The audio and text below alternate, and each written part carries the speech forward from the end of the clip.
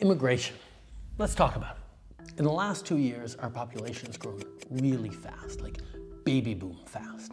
And increasingly, bad actors like fake colleges and big chain corporations have been exploiting our immigration system for their own interests.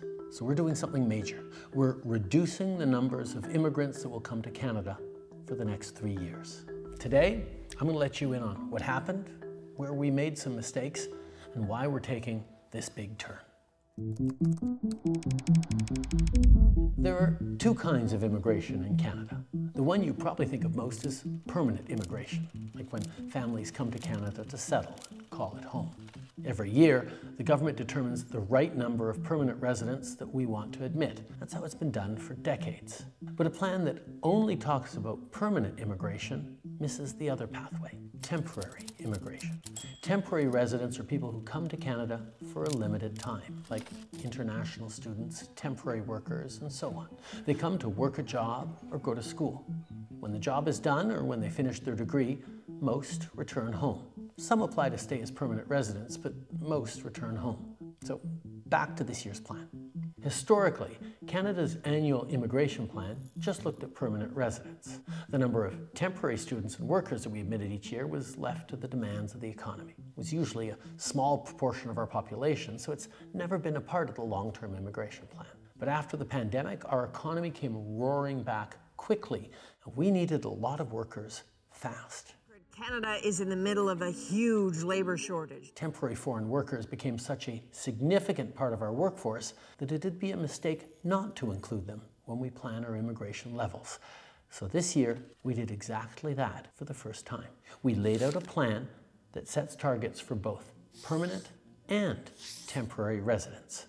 This way, we're getting the full breakdown of people coming into our country so we can prepare the homes and infrastructure needed to support them.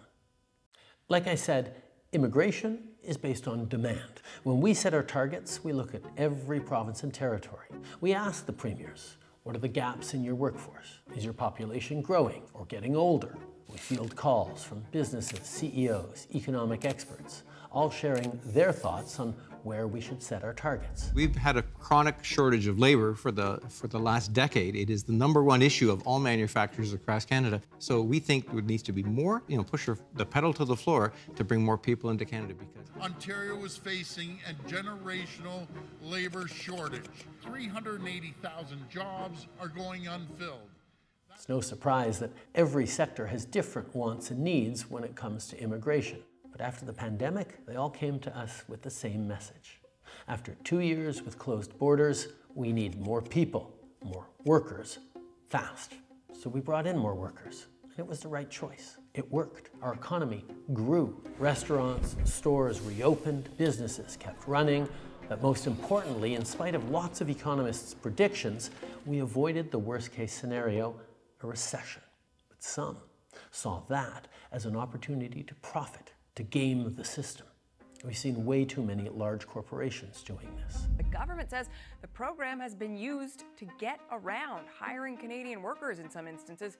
Far too many colleges and universities used international students to raise their bottom line. There are the diploma equivalent of puppy mills that are just churning out diplomas. There is fraud and abuse, and it needs to end.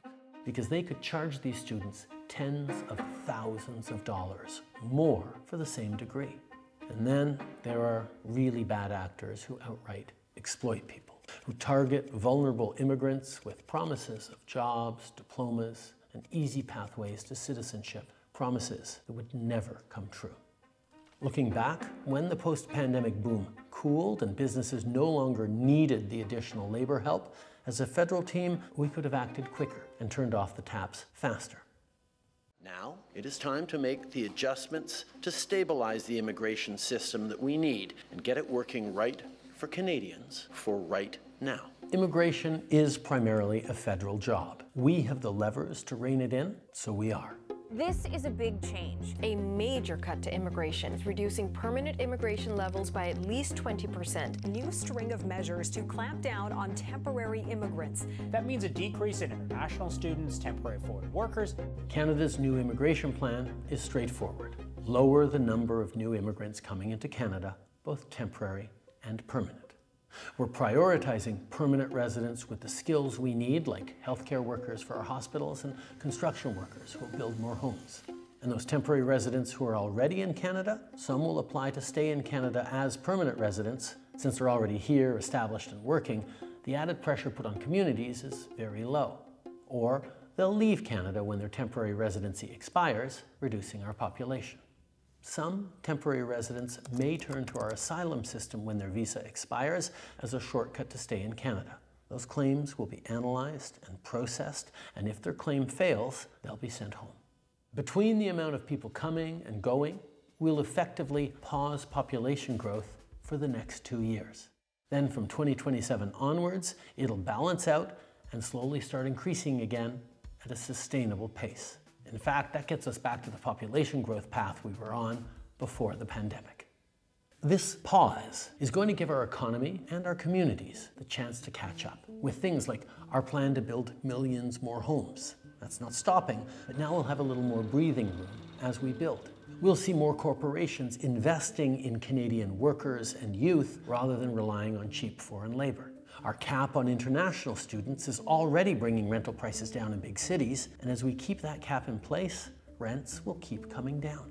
We're making the system work for Canadians and for newcomers, rather than for the big box stores, chain restaurants, immigration consultants, and sham colleges that exploit it. Immigration is a great thing, and we're lucky that so many people dream of coming to our country. Fulfilling that dream depends on having a good job, a decent place to live, and health care that you can access when you need it.